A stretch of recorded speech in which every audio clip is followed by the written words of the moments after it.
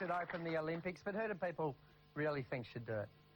What about a choice opening the Sydney Olympic Games? The Queen, John Howard, or Adam Spencer from Triple J? Adam Spencer. Ladies and gentlemen, here he is, please welcome Adam Spencer.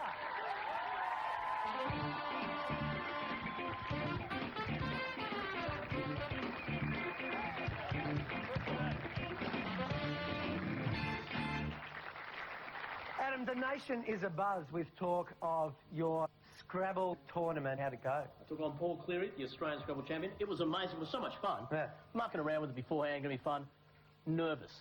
Incredibly nervous before I played the guy, and I'm suddenly sitting across the table from the Australian champion, who came third at this year's World Masters. We're playing the tiles. We're having a bit of fun. Let's see how it went. Welcome our champion, Paul Cleary. The champ strode into the arena, low-key but confident. Adam, the spell check, Spencer. The challenger was raring to go. I will accept absolutely no personal pronouns. I will accept no hyphenated words. And under absolutely no circumstances will an abbreviation be used on the board in any sort of scoring combination. The champ got in the first psychological hit. You know what a Spencer is? It's a woman's blouse. The crowd were rabid with excitement. The challenger kicked off, Bourse for 14. The champ responded. Then the moment that was to shock the champ, as the 1,000-to-1 outsider produced the 7-letter word heralds. In Scrabble circles, using all 7 letters is called a bingo and scores 50 bonus points. The crowd went wild.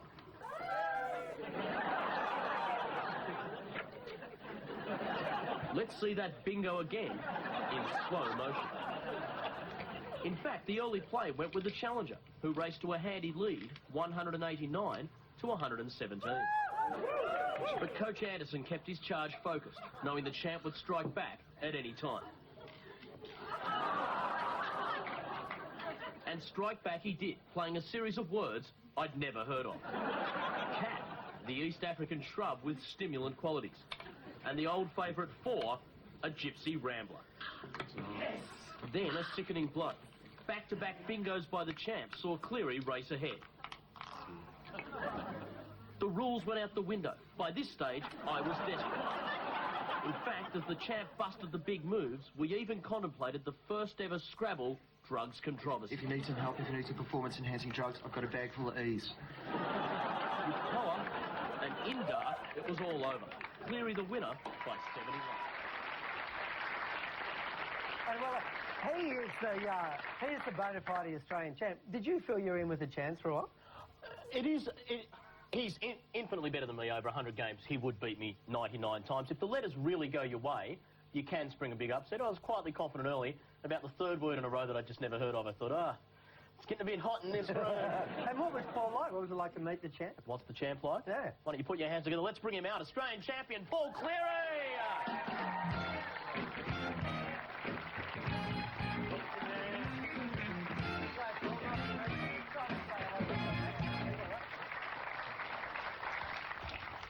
Well, Paul, were you rattled for a while when Adam came out with the, what's they called, the bingo? Bingo. Yeah. Look, it often happens in this game that a player can start with a bingo or get one very early in the game.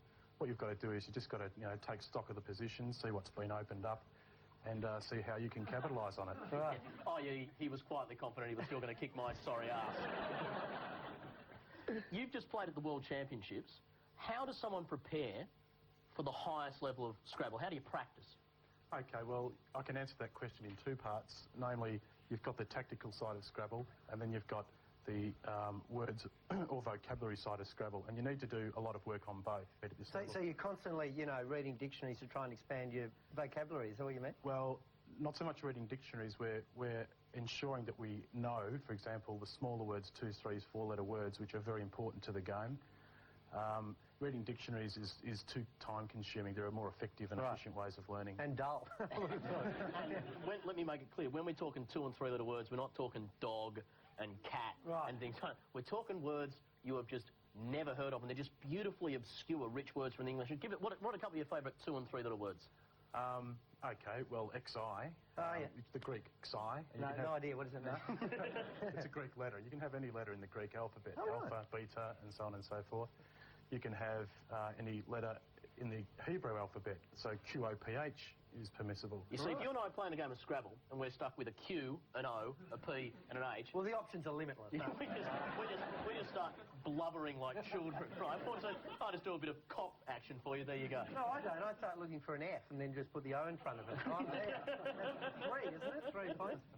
What about the image of Scrabble? You know, I guess it's not perceived as a highly competitive, exciting sport, but for you, it's a big deal, yeah? It's not perceived as that, but it is that. And for people who play it at my level, both nationally and internationally, it certainly is every bit as exciting as, say, a physical sport like boxing or rowing or tennis. Why couldn't Scrabble become a more physical sport? Let's say if you put down a bingo, you either get the option of 50 bonus points or an unresponded whack to somewhere on the opponent's body. And it would be in the head to a particularly sensitive area, so you'd whack out some of their cells. Exactly. What about if you go, you know your opponent's wife's name, for example, and you put it down, then you just go...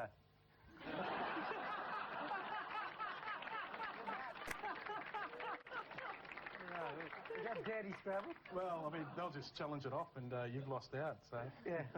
Can we have a day-night version of the game, say? One that goes from 2 in the morning till 10 at night, pyjamas, under lights, MCG, board in the middle, 120,000 people just going berserk. Can you see that happening, Paul? Yes, it does happen. Yeah, we have comps which some people play for 24 hours, believe it or not. Well, Paul, I think it's a fantastic sport. It's one of the few sports that's actually useful to you in life. So thanks very much for coming in and telling us about it. Paul Cleary and Adam Spencer, thanks very much. Thanks a lot.